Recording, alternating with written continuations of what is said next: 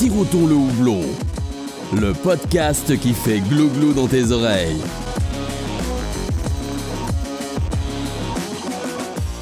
Salut à tous, c'est Alex pour le podcast Sirotons le houblon. On se retrouve dans un nouvel épisode et aujourd'hui je reçois pas encore un habitué mais presque Christophe qu'on a déjà eu dans l'épisode Rencontre avec la Petite Mèze. Salut Christophe. Salut Alex. Et aujourd'hui on est au sein du bar La Petite Mèze qui est au cœur de Tours. Exactement. Bar que vous avez ouvert il y a le 1er août. Quelques semaines, ouais, donc 1er ça août. fait 3 semaines et demie quoi. Voilà. On va commencer, de toute façon, on va parler de plein de choses, pas que du bar, je pense, mais il y a pas mal de choses à aborder autour du sujet d'avoir un bar quand on est une brasserie, du marché de la craft. Je pense que ça va tourner autour de pas mal de choses. On va peut-être revenir un petit peu aussi sur la Petite Mèze, la brasserie en tant que telle, puisqu'on avait fait un podcast il y a un peu plus d'1 an maintenant, donc ça a peut-être un peu bougé aussi entre-temps. La première question qui me vient assez naturellement, c'est quand on est une brasserie, pourquoi avoir voulu ouvrir un bar ? Alors en plus, vous disposez déjà d'une taproom accolée à la brasserie, donc pourquoi le bar en plus ? Alors en fait, nous, c'est parti d'un constat qui est assez simple et assez spécial. C'est que on est dans une ville sur laquelle on n'est pas vraiment beaucoup distribué. Aujourd'hui, et il me semble qu'on l'avait déjà évoqué à l'époque, on est une brasserie qui est plutôt à tendance avec un rayonnement plutôt national, une couverture de distribution plutôt nationale. Et en fait, on n'a qu'environ 20%. Alors ça a augmenté un petit peu depuis. En ce moment, on est plutôt, j'ai vérifié hier, sur 25% de notre distribution dans la région centre. C'est peu commun pour une brasserie en général comme très implantée, enfin une brasserie locale artisanale, on est plutôt implanté dans son rayon, dans son lieu exactement. Ouais, voilà, un rayon d'une quelques dizaines de kilomètres autour. On va peut-être faire normalement la moitié de son chiffre quand on est une brasserie qui est quand même déjà assez implantée nationalement, voire plus sinon. Et comme on était, en fait, nous, je sais pas comment trop ça s'est fait. Je pense que c'est lié au fait que on soit arrivé au moment où la craft démarrait. Il n'y avait pas autant de brasseries qu'aujourd'hui. Et les distributeurs et les cavistes et les bars cherchaient des bières de qualité, etc. Il y avait peut-être moins de brasseries de qualité proches des gens à l'intérieur, dans les territoires. Et donc, du coup, je pense qu'aujourd'hui, donc, cette tendance, elle est complètement changée, puisqu'aujourd'hui, il y a de très nombreuses brasseries et donc de très nombreuses brasseries très bonnes dans les territoires. Et donc les distributeurs et les revendeurs vont pas forcément chercher plus loin que ce qu'il y a à côté de chez eux. Et ils ont raison, évidemment. En plus de ça, je pense qu'il y a peut-être un autre facteur, je sais pas, tu vas me confirmer, mais vous, dès le début, quand la Petite Mèze s'est lancée, très rapidement, vous vous êtes fait connaître aussi pas mal avec des petites collabs un peu partout. Ça a toujours été dans l'ADN de la brasserie de faire beaucoup de collabs. Tout à fait, donc et ça on continue. Oui, vous continuez toujours, mais ça a peut-être joué aussi sur le rayonnement alors ça, un peu partout en France. Ça a évidemment joué complètement aussi. Le fait aussi qu'on ait été Gypsy Brewer, donc brasseur nomade, et qu'on a brassé un peu partout sur le territoire avant de s'installer, ça a aussi joué, puisqu'en fait finalement on était un peu de partout, quoi. Voilà. Et donc mais une fois fait ce constat-là, aujourd'hui, on reste assez peu distribué localement. Et l'idée d'ouvrir un bar en centre-ville, donc vraiment en hyper-centre de Tours, on est place du Monstre, pour ceux qui connaissent, c'est place du Grand Marché, c'est une place qui vient d'être faite, qui vient d'être piétonnisée, donc c'est un super lieu avec une jolie terrasse et tout ça. C'est une place où il y a aussi beaucoup de restauration, pas mal de vie, ça bouge pas mal ici. C'est vraiment l'hypercentre, c'est vraiment un super emplacement, on est très heureux. Et donc l'idée de venir comme ça vraiment en plein Tours-Centre, c'était de simplement se présenter au Tourangelle, au Tourangeau, à la Touraine, vraiment de dire coucou, on est là, on est tout près et on fait de la bière et on aimerait bien que vous découvriez ce qu'on fait, quoi. Est-ce que tu penses aussi que le peu d'implantation régionale, comme tu le disais, vient de, je sais pas, peut-être des bars qui sont trop liés avec des contrats brasseurs? Vous avez peut-être pas réussi aussi à vous mettre en place localement? C'est très très juste, hein, c'est très très vrai ce que tu dis. Alors pour ça, du coup, nous on travaille quand même avec un C10 aujourd'hui qui est Sean Distribution, donc qui distribue sur le 37, 45, 23, 18 et 41. Et donc du coup, dans notre département et les départements autour, grâce à lui, on arrive quand même à choper quelques bars et à être présent, permanent un peu, à être dans quelques bars de Tours et du coin. Mais ça reste finalement assez confidentiel parce que on fait quand même des prods qui sont assez différentes, on va dire, de la blonde de Soif. Et donc du coup, pour lui, le boulot de référencement et de placement de nos bières dans les bars est plus compliqué, quoi. Ouais. D'ailleurs, tu qualifierais comment les bières de la Petite Mèze? C'est vrai que même dans la scène craft, c'est quand même assez différent de ce qui se fait dans d'autres brasseries. C'est assez différent. C'est un peu unique. Ouais, c'est gentil de le souligner, et c'est vrai. Et en fait, on est à un endroit, je pense, la Petite Mèze, où tout peut basculer. Voilà. Moi, j'aime bien cette idée-là, c'est-à-dire en fait, on est suffisamment équilibré et différent. Enfin, je sais pas trop comment exprimer ce que je pense, mais en gros, on va faire des bières qui vont s'adresser vraiment à tout le monde, à tous les curieux, en fait. Voilà, moi, tu vas peut-être me le confirmer ou pas. Moi, ce que je dirais de la Petite Messe, c'est qu'à chaque fois, on a des recettes qui sont toujours originales, souvent décalées, sans pour autant être extrêmes. On n'arrive pas dans des trucs qui sont uniquement orientés vers un public beer geek. Même si on a des recettes qui sont avec des ingrédients que tu verrais pas ailleurs, ça reste fin, équilibré et facile d'accès, même pour quelqu'un qui c'est très bien défini. Ouais. C'est exactement ça. L'idée, c'est de faire des bières de curiosité, mais pour tout le monde. Voilà. Ouais, c'est bien résumé. Une phrase, ça marche bien. C'est ça. Alors après, ces bières de curiosité pour tout le monde, elles ont quand même du mal parfois à s'installer sur les becs des bars, on va dire, les plus populaires ou les bars de C10. Voilà. Et donc, j'en viens à quelque chose dont je souhaitais te parler aujourd'hui. Donc, c'est très bien, ta question nous amène à ça. Je souhaite te parler d'une de nos nouvelles bières. Une de nos nouvelles permanentes qui va s'appeler A Maize in Loire, donc A Maize in Loire en 4 mots, qui est en fait une French Pale Ale qu'on va développer, alors qui sera disponible évidemment au national, mais qu'on va développer spécialement pour s'implanter localement. Donc la bière régionale, quoi. Ouais, une French Pale Ale vraiment simple d'accès. Et quand je dis simple d'accès, c'est à la fois en termes de tarifs distributeurs et de goût et de couleur. Enfin, on va vraiment faire quelque chose d'assez, pour le coup, d'assez mainstream. Assez grand public, ouais. Mais tout en gardant évidemment une qualité, une exigence et ce qui fait en fait nos particularités, quoi. Voilà. On n'est pas là pour faire une bière de grande distrib pour autant, quoi. C'est une bière qui permettra d'aller chercher des becs et de faire un peu de volume en local et de dire regardez, on a une bière artisanale locale de qualité et qui peut aller rivaliser avec les becs d'industriels. C'est l'idée. Sans avoir une trop grosse différence de prix. C'est l'idée, exactement. Et pour nous, normalement, ce sera une clé d'entrée, en fait, sur le marché local. C'est-à-dire que l'idée, ce serait évidemment de planter ça en premier bec pour ouvrir la discussion sur aller chercher ailleurs, sur éventuellement d'autres références. Voilà. Est-ce que ça sera aussi le premier bec permanent ici dans le bar La Petite Mèze? Alors, ou est-ce que tu penses que c'est plus s'adresser à un autre public? Non, c'est en réflexion. Je pense que c'est une bière qu'on aura ici. Mais ici, on a déjà une bière qui s'appelle Summer is Coming, qui est assez peu connue en fait, du grand public national, puisque c'est une bière qu'on ne distribue que pour les particuliers, les festivals et les associations. D'accord, oui.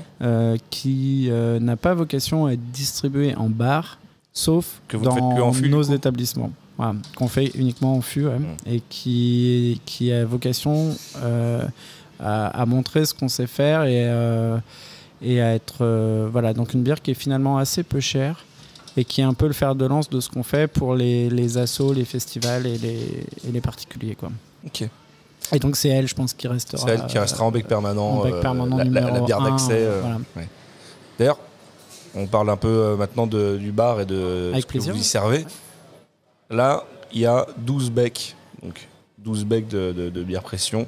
Tout à fait. 12 becs de la petite mèze. De la petite mèze, exactement. Le bar, c'est la petite mèze, le bar, sous-titré bière et pique. Et ça, j'en parlerai. On parlera un peu dans du un fooding second après, temps. Ouais, exactement.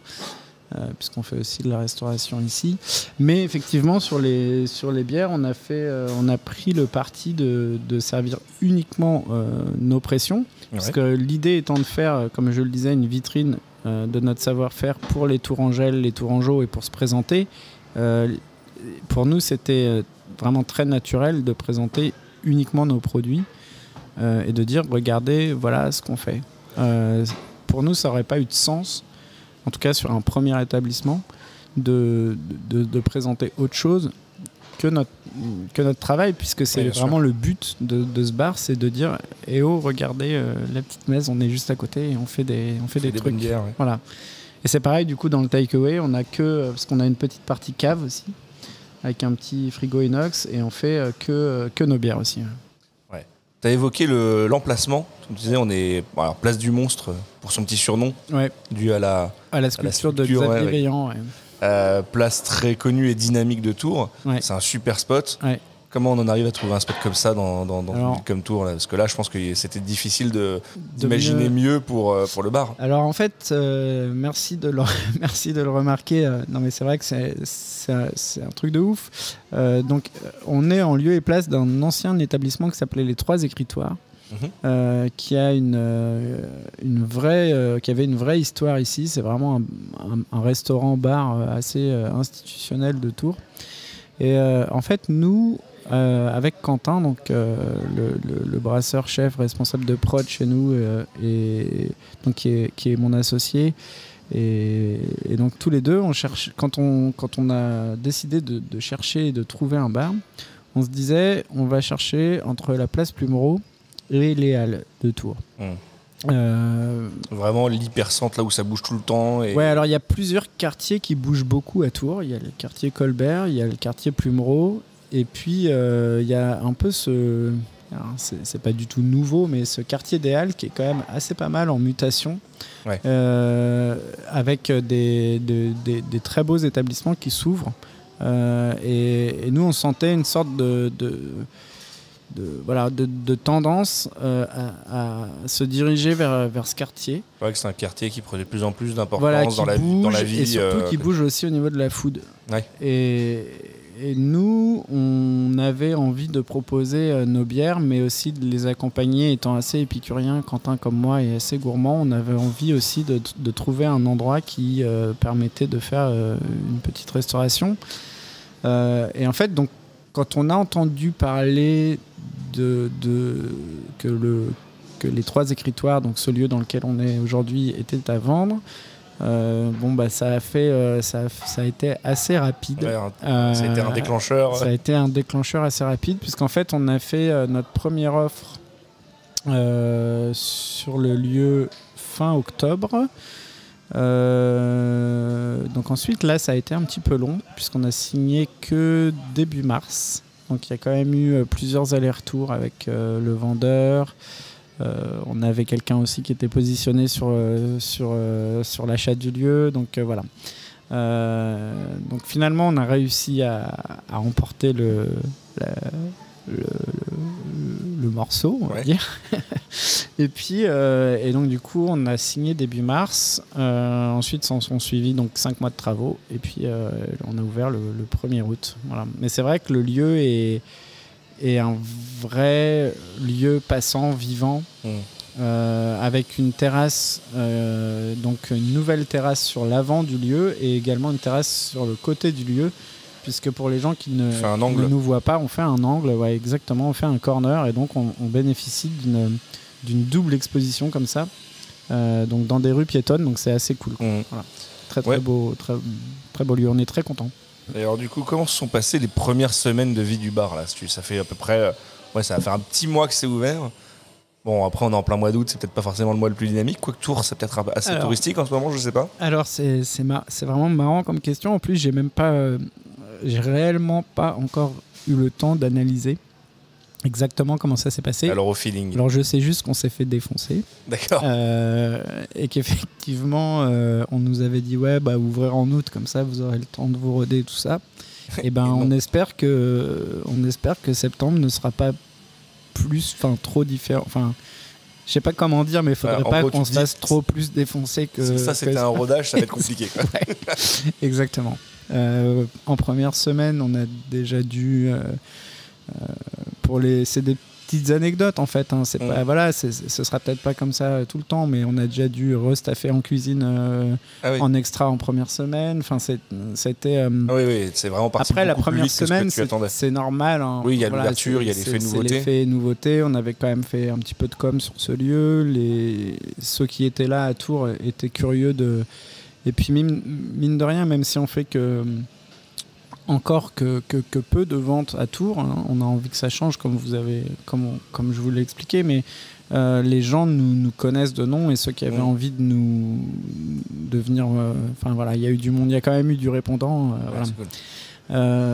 J'ai plus les chiffres en tête, mais le premier soir ou la première semaine, je sais plus, on a fait 1500 pintes, 2000 demi. Oui, je me souviens que vous aviez communiqué dessus en plus sur les réseaux sociaux. Je crois que j'ai passé un truc là-dessus. Pas loin de 10 hectos, je crois, la première semaine. Enfin, c'est des trucs un peu foufou. Ouais, carrément. Voilà. L'objectif, qui est quand même assez élevé. Alors on verra au bout d'un an où on en est. Je pense que ça peut intéresser certaines personnes qui se posent la question, notamment s'il y a des pros qui écoutent, etc. On est quand même sur un objectif d'environ 500 hectos sur ce lieu. L'année ? À l'année, ouais. Ouais. Oui, donc c'est sur un petit délire. Ça commence à faire un petit volume, ouais. Ouais, 500 hectos à l'année. Je sais pas où Surtout on en était dans la brasserie, production de la petite messe. Exactement. On en a parlé il y a un an et demi pendant le podcast. Vous étiez à environ 2000 hectos. On est à environ 2000. On est toujours à environ 2000 hectos. Ouais. Passer un quart de sa production sur son propre bar. C'est pas négligeable, notamment j'imagine que ça aide à mieux vivre parce que tu ne fais pas les mêmes marges que sur un tarif distributeur. Alors effectivement, il n'y a pas du tout les mêmes marges. Après, c'est vrai qu'il y a aussi des choses à prendre en compte qui sont le loyer, le staff. Oui, bien sûr, voilà. T'as d'autres frais qui rentrent en jeu, mais j'imagine que... Mais les uns dans les autres, c'est quand même la rentabilité espérée d'un lieu comme celui-ci permet d'envisager sereinement la suite et le développement aussi de la brasserie, pourquoi pas. C'est bien, tu me mets le pied à l'étrier pour la question suivante. Je voulais te demander quelles sont les différences pour toi entre un bar classique et un bar de brasserie comme le tien. Et même quand je dis comparer un bar classique ou même comparé par un bar orienté craft, voilà, quelles sont les différences avec un bar géré par une brasserie, tenu par une brasserie, particulièrement la petite messe de bar. Il y en a vraiment plein. Il y en a vraiment plein, en même temps, il n'y en a pas tant. Alors, je vais essayer d'éclaircir un peu ce que je dis. Je vais commencer sur le fait qu'il n'y en a pas tant. Il n'y en a pas tant parce que le fonctionnement est exactement le même fonctionnement que le fonctionnement d'un bar, donc avec du staff, des plannings à faire, des horaires à respecter, des horaires de mise en place, du sourcing de produits. Alors là-dessus, on est effectivement la petite messe Le Bar ici, mais par exemple on a des vins nature, une gamme de soft qui est très sourcée, une gamme de spi qui est pareil, très sourcée, et donc on va dire la seule différence avec un bar traditionnel, c'est que sur la bière, on sait on sait où se fournir et c'est directement chez nous. Mais sinon pour tout le reste, c'est exactement pareil qu'un bar traditionnel. Mais en fait, si tu veux, sur tous les points, c'est exactement pareil qu'un bar traditionnel.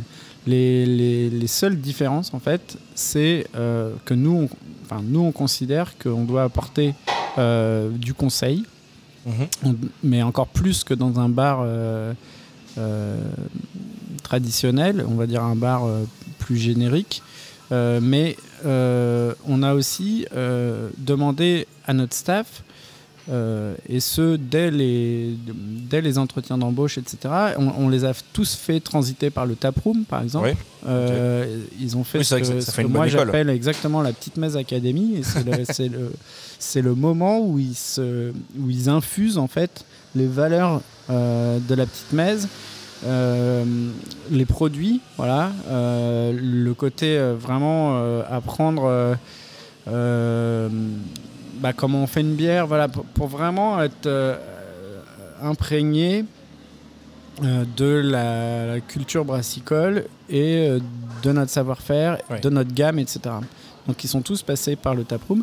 Et puis il y a aussi, comme c'est un bar vitrine, tout un tas d'autres choses sur lesquelles on a mis l'accent. Alors je te les ai pas encore montrés, mais on a par exemple des sous-bocs avec des fun facts. C'est-à-dire qu'au dos, on a une quinzaine de sous-bocs pour le moment, mais on va en faire énormément par la suite. Et donc là, pour le moment, la première série, c'est plutôt de l'historique. C'est-à-dire que derrière, au dos des sous-bocs, on a par exemple 2011, la première bière brassée en amateur était... voilà. Et en fait, on va faire un peu comme ça du storytelling. On va raconter l'histoire de la petite mèze. On a aussi dans les sanitaires une fresque chronologique qui reprend l'histoire de la brasserie. Enfin, voilà, la différence avec un bar traditionnel, c'est vraiment qu'on est imprégné de la culture et de l'histoire en fait de la brasserie, quoi. Et ça va passer par d'autres éléments, je veux dire la manière de retranscrire l'état d'esprit de la petite mèze au bar.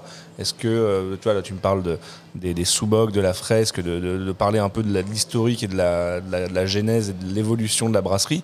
Est-ce que je sais pas, il va y avoir des soirées à thème, de la déco particulière, des choses qui viennent de l'état d'esprit de la petite mèze. Notamment, je parle de la déco parce que c'est vrai que vous êtes aussi assez reconnu pour vos étiquettes qui sont toujours faites avec des artistes et qui ont un look assez reconnaissable et qui est toujours très artistique en soi. Mm-hmm. Est-ce que ça va venir dans les éléments par la suite, dans le bar de déco, peut-être des affiches, j'en sais rien?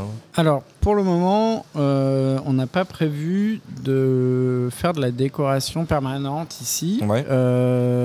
Ici, on a travaillé avec une architecte d'intérieur qui n'est autre en fait que la compagne de notre graphiste historique, c'est-à-dire Grégoire Haudegui, Faciès. C'est lui par exemple qui a peint le ciel de bar. Alors ceux qui n'ont que l'audio, ne peuvent pas profiter de ça, faudra venir nous voir. C'est lui qui a peint aussi dans les sanitaires le devant et l'arrière de la porte. Et donc effectivement on a prévu de faire de temps en temps des petites expos, et la première ce sera en toute logique Grégoire Haudegui, donc Faciès, notre graphiste historique, qui exposera le 23 septembre lors de notre soirée d'inauguration. Okay. Voilà. Et on va bientôt communiquer là-dessus. Super. Voilà. Donc ça c'est sur la déco. Et il y avait autre chose, oui, les soirées à thème. Alors ça, pareil, on va faire des soirées à thème. On a plein d'idées, mais on va essayer. Ça ressemble à quoi une soirée à thème, la petite mèze, du coup? En fait, là, on va imaginer ça aussi avec un pont avec la cuisine, évidemment. Donc il va y avoir de plus en plus de choses sur des accords et des propositions culinaires en accord avec les bières. Il y aura peut-être même des soirées sur réservation. Alors ici, on ne prend pas de résa, on veut vraiment rester un bar, mais il y aura peut-être des choses organisées, 6 brochettes, 6 bières, le temps d'une soirée, avec inscription. Enfin voilà, on va organiser des trucs un peu spéciaux comme ça, et puis évidemment des TTO et voilà, des trucs avec des soirées spéciales avec les gens avec qui on fait des collabs. Comme on l'évoquait, tu vois, on est en plein cœur de Tours. D'ailleurs, je pense que ça s'entend un petit peu avec l'ambiance sonore derrière. On est place du Monstre où il y a tous les lieux de restauration. Donc on a pas mal de livreurs qui passent en scooter aussi. Pourtant là, il est même pas midi, on est en pleine semaine. Il y a déjà pas mal de passages. Mmh. Et donc, je pense que c'est pour ça aussi que c'était pour vous peut-être important d'avoir un lieu qui fasse aussi de la restauration. D'ailleurs, il y a des horaires qui sont assez étendus. Ouais, on fait midi, 2 heures. Midi, 2 heures. Ouais. Donc, 6 jours par semaine. Matin, tout à fait. À quoi ça ressemble la food chez la petite mèze? Alors, je sais pas. Peut-être qu'on pourrait même... faudrait voir si le chef il a envie de dire 2 mots. Mais en gros, je vais quand même parler du concept sur lequel on a pensé et réfléchi et qu'on est en train de... qu'on a mis en place. Qui a un lien du coup avec la petite sous-ligne qui est sous le nom. La sous-ligne, effectivement, bière épique, c'est-à-dire que tout est piqué ou piquable, c'est-à-dire que chez nous, pas de couvert, et tout est présenté sur des pics. Alors, on a aussi un service à vaisselle qu'on a fait faire par une céramiste qui s'appelle Léa Kay, qui est à Pantin, qu'on a fait faire spécialement pour ce concept, puisque en fait les sets de vaisselle pour des pics verticaux n'existent pas. Voilà. Il a fallu le Donc, créer. il a fallu le créer, effectivement. Donc on est sur des petits sets où sur l'étage du dessus nous avons un porte-pic. Donc c'est un disque avec une encoche qui permet de tenir un pic verticalement. Au centre, nous avons un ramequin, une sorte de ramequin qui permet de mettre les condiments. Et puis tout en dessous du set, il y a une petite coupelle pour, par exemple, les sauces. Et donc le chef en cuisine joue avec ces 3 éléments pour présenter la food, quoi. Donc comme tu peux le voir voilà, sur les cartes murales, ça va du club jambon, donc jambon fermier, beurre bordier, à l'aloumi chichimi, donc fromage grillé avec épices chichimi et sauce chimichurri, à la patate spirale, donc patate de 40 cm de haut avec ketchup maison. On a du rayon nippon. Le rayon nippon, c'est des petits rayons, donc du porc laqué, gingembre, miel, soja. Et puis des magnums maison, et voilà, enfin tout un tas de trucs. Voilà. C'est pas juste, en fait c'est comme du tapas mais quali revisité sur des supports un peu qui sortent de l'ordinaire, quoi. Et donc il y a vraiment une importance qui a été portée à la food, autant que les bières qui sont proposées ici. Il fallait que tout soit aussi qualitatif. C'est pour ça que vous faites appel qu'à des bons produits et que vous avez un chef dédié pour ça. Ouais, exactement. Est-ce que je vais voir s'il est dispo ? Eh ben vas-y. Salut, je fais une petite pause dans ce podcast pour te dire que si tu aimes ce que je fais, tu peux toujours aller noter l'épisode et le podcast sur Apple Podcast ou toute application de podcast. 5 étoiles et un petit commentaire, ça fait toujours plaisir. Et si vraiment t'aimes beaucoup et que tu veux nous soutenir, on est sur Patreon, patreon.com/siroton le houblon. Tu peux faire des dons avec plusieurs paliers et pour certains paliers des contreparties, mug, t-shirt, sweat, voilà. Merci pour l'écoute et à bientôt. On parlait justement avec Christophe du fooding au bar La Petite Messe, de tout ce qui avait été fait. Je pense que tu seras peut-être le mieux placé pour nous en parler, nous dire comment tu crées ta cuisine. Et comment tu crées ta cuisine aussi dans le cadre d'un bar à bière avec que des bières artisanales d'une même brasserie. Ouais. Il y a un travail spécial autour de ça. Et qui es-tu, oui, d'abord En fait, c'est assez simple de faire de la création. À partir du moment où il y a une seule chose qu'on ne m'a pas obligé à faire, c'est de travailler avec de la bière. Et en effet, je pense que c'était le danger. Et on était tous d'accord pour dire qu'en fait, on voulait faire des accords, en fait, mais pas forcément faire une cuisine à base de bière où je trouve que ça peut être redondant, même si on a 12 becs ici. En fait, c'est plutôt l'inverse. C'est-à-dire que moi, je pars pas là-dessus. Et genre là, on est en train de faire la poutine pour demain ou après-demain. Et j'ai fait un jus de viande que j'ai déglacé à la scène de wood avec une stotte. Et je me dis, c'est cool, en fait, elle est là. Donc je peux faire cuire un truc dedans ou je peux l'utiliser. Et c'est vraiment un panel qui est super quand on le voit de ce côté-là. C'est pas une contrainte, mais au final, ça reste un outil supplémentaire pour t'amuser si jamais tu le souhaites, si tu en as besoin. C'est même un super outil que de pouvoir remplir 10 litres avec de la blonde comme ça, si on a envie. Donc oui, au contraire, c'est super, quoi. Et au final, du coup, les recettes ne sont pas pensées pour aller s'accorder avec une bière, mais une fois que le plat est fait, il y a peut-être un moyen de trouver un accord avec... quand on a 12 becs branchés, il y aura toujours quelque chose qui peut aller avec. Ouais, en fait, je fonctionne vachement comme avec le vin, c'est-à-dire que on peut, en fait, tout peut s'accorder quand on a 12 becs. Enfin, ce serait dur en fait de pas réussir à faire un accord avec ce qu'on fait. Et à la fois, c'est comme avec le vin. Et si on boit à un moment donné un vin coup de cœur, ça va tout de suite appeler un plat. Et là, dans ce cas-là, on va travailler dans le sens inverse. Alors, je reviens un petit peu en arrière, on va refaire les choses dans l'ordre. Ouais. Qui es-tu ? Moi, c'est Julien.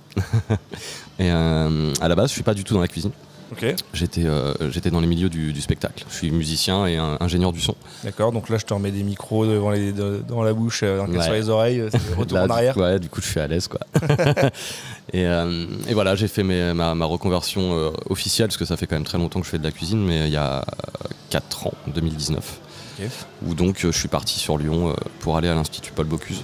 Et voilà, j'avais envie d'asseoir mes connaissances avant de me lancer dans quelque chose en disant bah non, il y a des bases à avoir, c'est bien beau de cuisiner sur marmiton, mais à un moment donné, faut aller s'armer un petit peu, quoi. Donc voilà, c'était le départ de tout ça, et bah forcément je suis revenu sur Tours pendant toute la période de confinement, donc ça a été un petit peu chaotique parce que bah, forcément c'est ouvert, c'est fermé, mais j'en ai profité pour faire plein de déplacements en fait, pour aller bosser sur Paris ou alors chez des amis, faire des cartes en commun, et ça a été super enrichissant. Super. Bon, et alors du coup la petite messe Le Bar, les spécificités de faire des plats sur des pics, ça se passe comment du coup? Il y a une réflexion particulière autour de la présentation du plat? C'est pas facile. C'est pas facile. On a eu du coup pas mal de conversations là-dessus avec Christophe. Où est-ce que ça tient sur un pic? Est-ce que c'est piquable? Est-ce que ça cuit sur un pic? Est-ce que ça se présente sur un pic mais c'est pas cuit sur un pic? Il y a plein de possibilités. Au début, quand il m'a annoncé ça, moi j'étais content. Je me dis ouais, c'est cool, on va faire des pics. Et en fait, une fois qu'on se met dedans, et bah c'est pas facile du tout en fait, parce que moi j'ai forcément une recherche d'esthétique parce que j'ai fait pas mal de gastro, donc j'ai envie de présenter des choses qui sont belles, et à la fois je me dis bah en fait la brochette du barbecue le dimanche elle est cool aussi, et en fait il y a un côté qui donne envie d'être mangé quand il n'y a pas forcément ce que moi j'appelle une belle finition, et voilà, donc c'est le rodage après pour trouver des choses, les axes, mais c'est un beau défi en fait. Il faut trouver un point d'équilibre entre le plat travaillé, recherché, et en même temps facile, accessible et simple à manger. Et simple à manger, un peu façon ambiance tapas, quoi. C'est ça, parce que c'est pas le tout que ça tienne sur un pic, mais il faut que ce soit mangeable. Et ça fait en effet beaucoup de contraintes. Et on a développé une vaisselle aussi dans ce sens-là, où en fait j'ai dit bah ok, on fait des pics, mais en fait j'ai pas envie de tout texturer, parce que c'est facile aujourd'hui de mettre de la gélatine, de l'agar ou plein de gélifiant pour que ça tienne,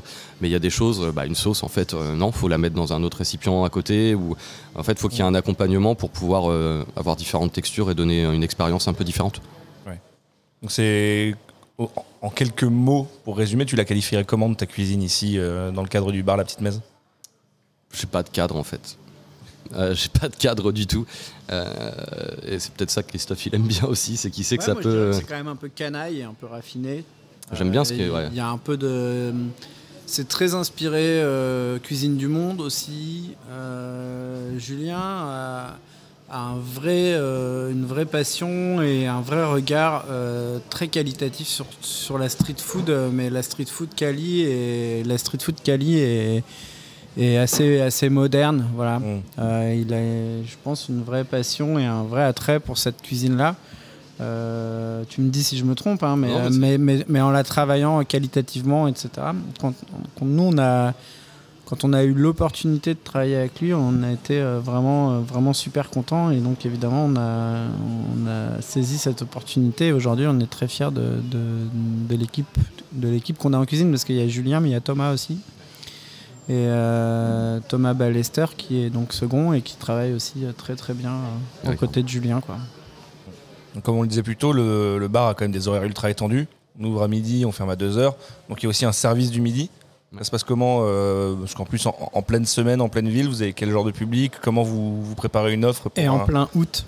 Ouais, c'est sûr. En plus, oui. C'est ça, c'est qu'en fait on a eu un mois de touristes, donc en plus, donc oui. c'est maintenant en fait que ça se décide, mais le midi, moi je voulais quelque chose c'est très compliqué en fait de faire des choses sur des pics le midi, parce que les gens ont faim et ils ont besoin d'avoir quelque chose à manger, et il y a des gens qui vont être super contents de grignoter, parce qu'il y en a qui mangent pas le midi, qui sont contents de manger un petit truc, mais voilà, moi j'ai voulu justement retrouver mes premiers amours pour la street food et dire on va prendre un axe résolument comme ça, de choses qui se mangent dans du pain avec des mains, un sandwich, quelque chose qui cale, et dire le soir on est sur une cuisine plus raffinée pas forcément, mais sur des choses plus tapas et originales dans la diversité de la carte et dans les goûts.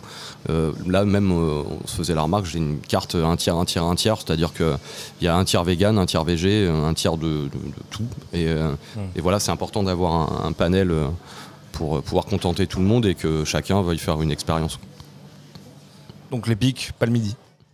Enfin, il y a des pics aussi le midi, mais c'est. Ouais, il y a des pics. On sort un peu du cadre. Sur une offre un peu business comme ça, semaine, il y a une offre un peu différente au déjeuner. Ouais. Donc au déjeuner, on peut prendre une petite formule. Exactement. Ouais. Il y a 2 formules. Une formule à 12, une formule à 19. On prend un petit dessert, petit une petite bière, antipasti, un food du jour, on a appelé ça, parce que c'est pas forcément des plats. Et puis café ou galop, c'était important pour nous qu'il y ait le galopin. Et puis sinon, c'est antipasti, food du jour, boisson, magnum, café ou galopin, quoi. Voilà. Pour donner un petit peu un exemple aux auditeurs, on mange quoi ce midi ? Là, ce midi, on a fait des nems. Okay. Donc, on a un nem farce de porc langoustine et on a un nem du coup travaillé en vegan à base de farce de champignons.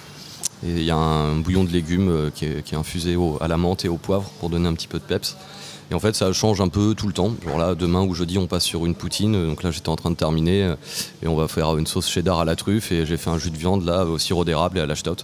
Ah oui. Donc en fait, je me donne pas de... mais ça envoie un peu. Je me donne pas de limite. Et en fait, mon kiff, c'est de travailler vraiment les produits frais. Donc ici, on source tout en direct, mais ce que j'appelle le vrai circuit court. C'est-à-dire que je connais mon producteur à chaque fois sur la viande, sur les légumes, et on travaille ensemble. Et donc ça implique cette gymnastique de dire aujourd'hui c'est ça, demain ça va peut-être être autre chose parce que je suis en rupture et en fait je respecte mon fournisseur et le produit qu'il a ou qu'il n'a plus. Et voilà, donc on s'ennuie jamais en fait. C'est ça qui est bien. T'as une carte qui est ultra évolutive, même sur les pics. J'imagine qu'il doit y avoir des classiques qui vont rester, mais ça change sur le reste.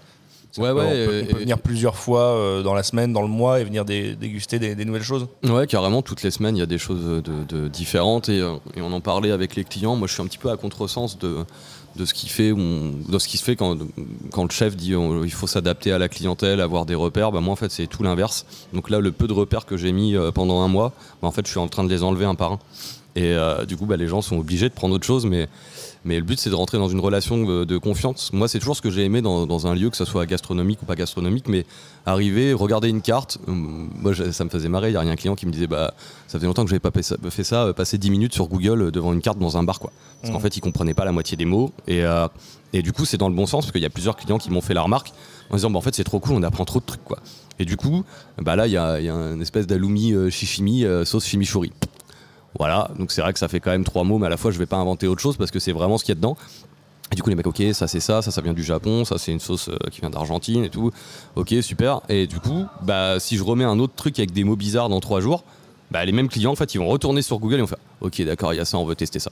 Et c'est pour moi le plus important ici, c'est de donner envie, et tout comme la bière, je pense à la petite messe, c'est comme ça que ça marche. Ouais, ça fait écho au monde de la bière artisanale où il y a beaucoup de recettes éphémères, de choses qui changent, de nouvelles découvertes. Mais c'était exactement ça l'idée aussi de ce concept là, c'était de pouvoir avoir quelque chose de très quali et de simple, pas simple évidemment dans la mise en œuvre puisque Julien explique depuis tout à l'heure que c'est quand même assez compliqué tout ça.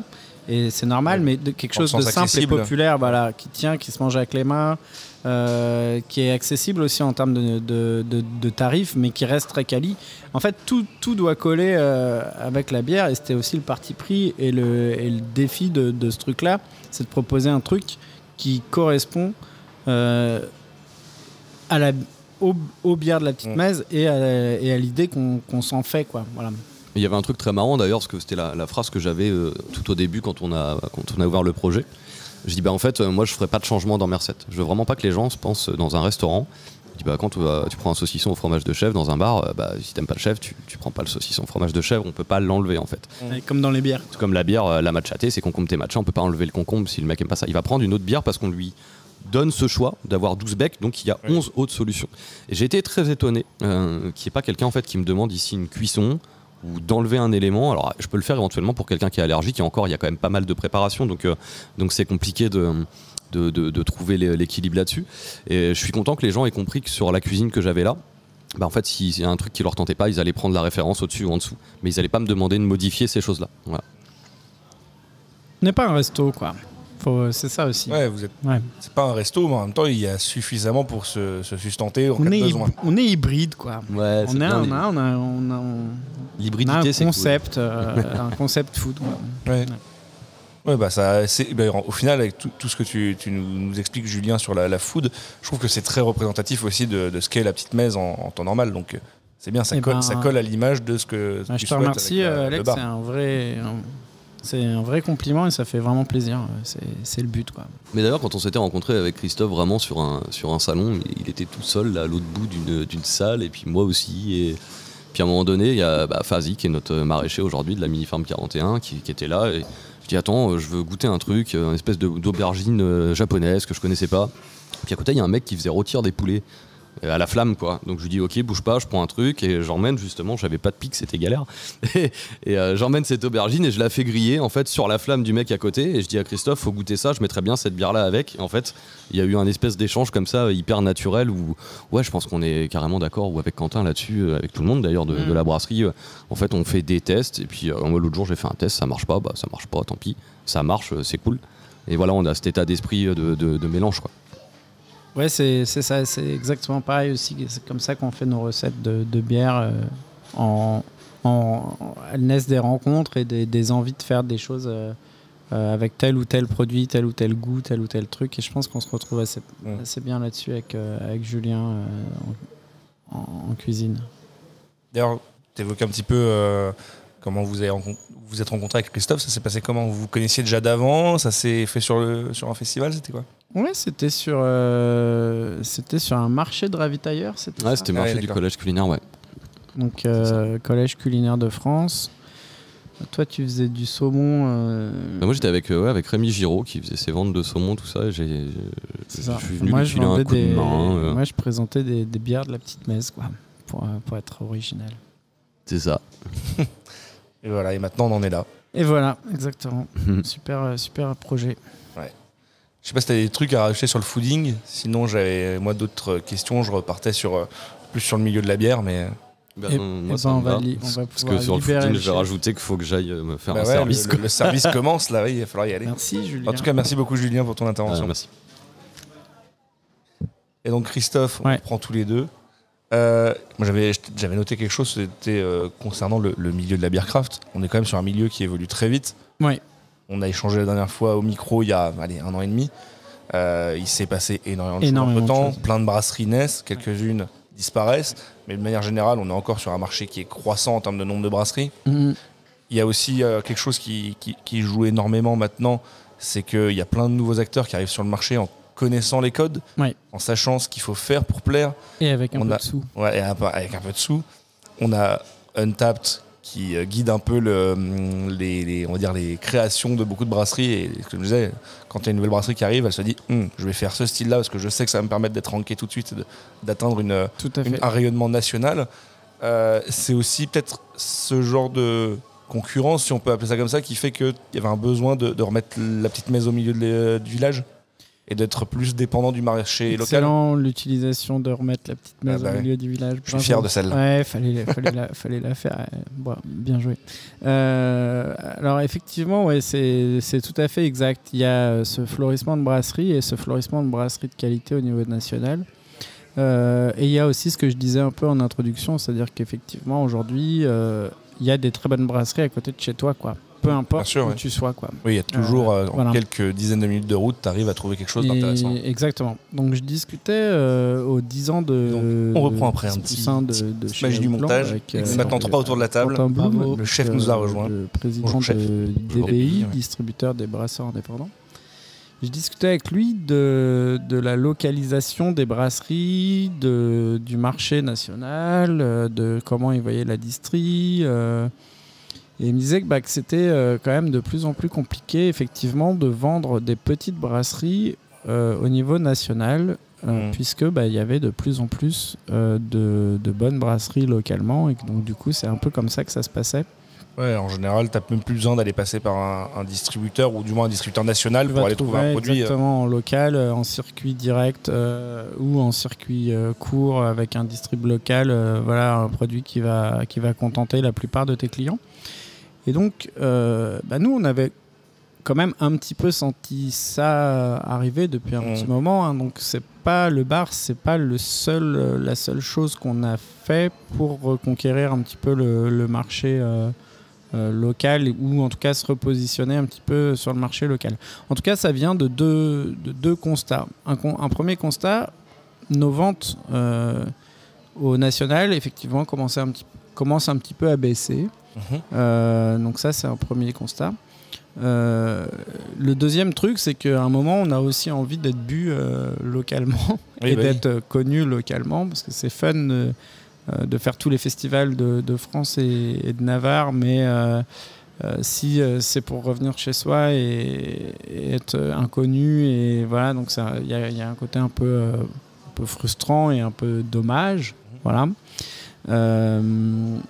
Et donc cette envie de conquérir un petit peu le marché local, ça vient un peu de ces deux choses-là. Et donc pour ça, il y a effectivement la création du bar, il y a la création de cette bière dont je te parlais, Amazing Loire, pour reprendre un petit peu des parts, on va dire, locales. Et puis il y a l'arrivée de Emric, un nouveau collaborateur chez nous. Ouais. Que tu rencontreras sûrement une prochaine fois. Emric, qui arrive en tant qu'ambassadeur de marque, brand ambassadeur. Alors en fait, c'est un commercial déguisé, un brand ambassadeur, puisque l'idée c'est de développer le chiffre d'affaires de la petite messe. Mais le travail d'Emric, c'est plutôt la représentation. C'est pour ça que c'est différent d'un commercial. L'idée, c'est plutôt d'aller vers le local. Donc on l'a embauché pour le local, uniquement pour le local, donc le 37 et les alentours.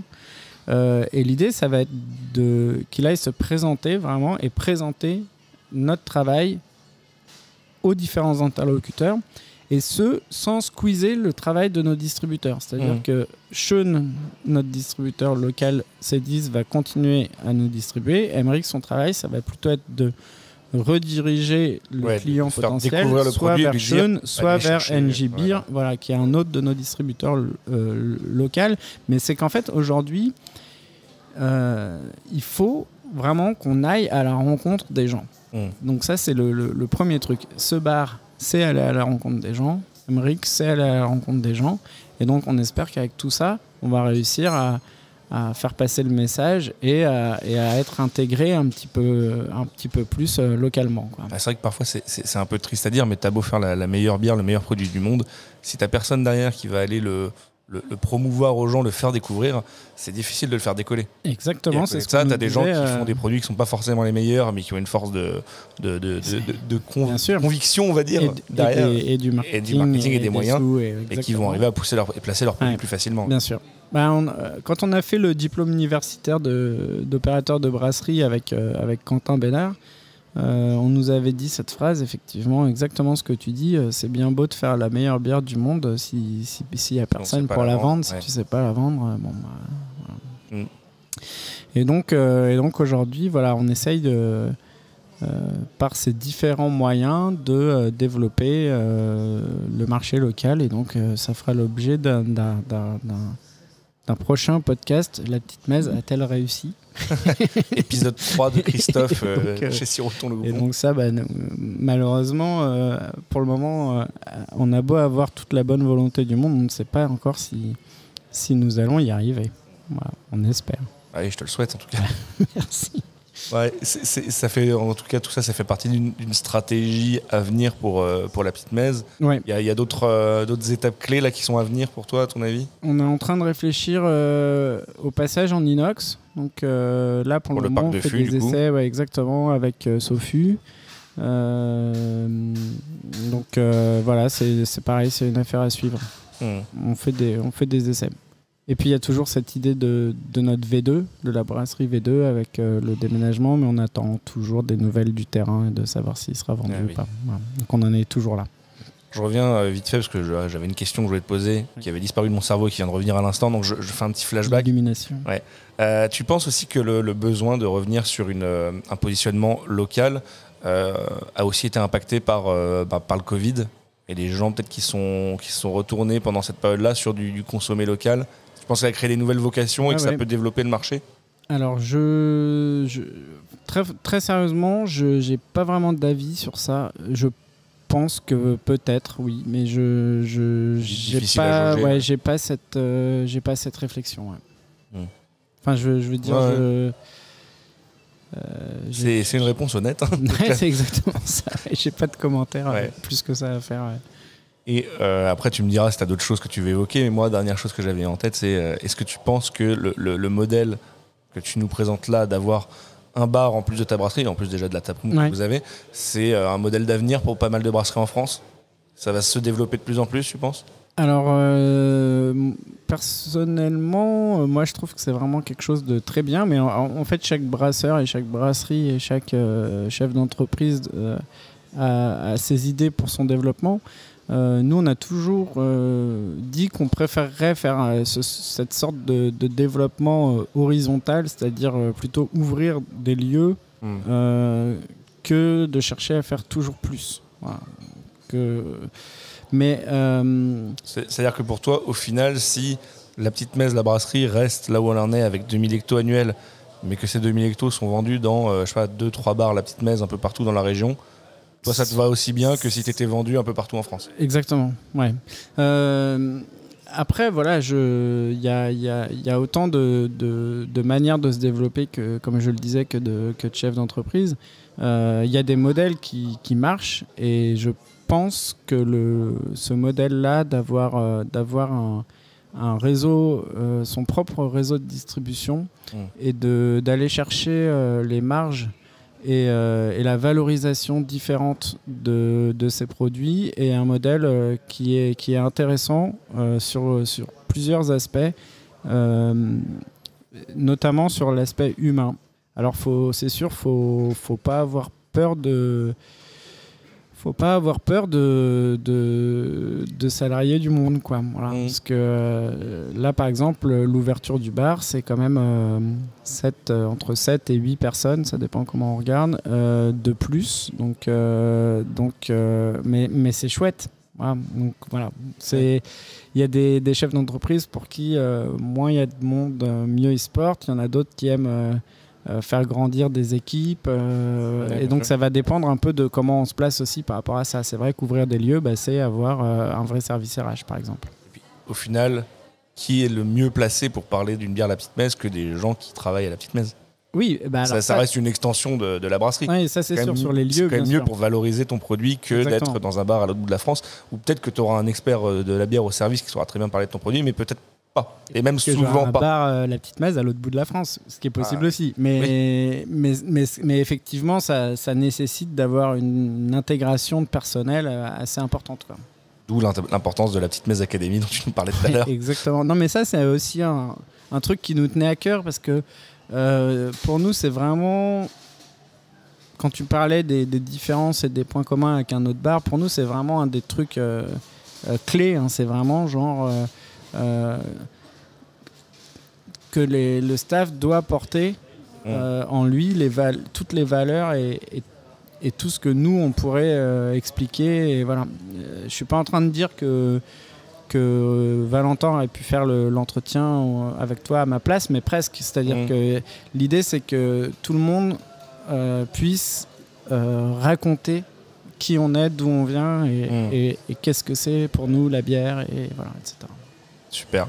Je sais pas si tu as quelque chose d'autre à ajouter sur la petite messe. Tu as la petite messe, le bar. Non, c'était trop cool. Point que tu veux évoquer peut-être. Non, je pense qu'on a fait un beau tour déjà. Bien fait le tour, et maintenant on va manger, quoi. On va manger, on va boire un coup, voilà. Voilà. Excellent. Je vais vivre l'expérience la petite messe, le bar. Eh bien, c'est super.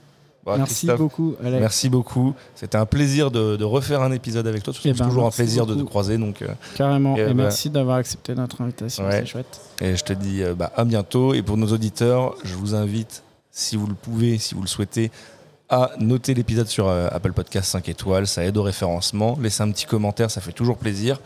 Et pour les plus motivés d'entre vous, il y a une page Patreon qui existe si vous voulez soutenir financièrement le podcast. C'est patreon.com/siroton le houblon. Alors on se dit à bientôt pour un nouvel épisode. Salut Christophe, salut les auditeurs. Salut Alex.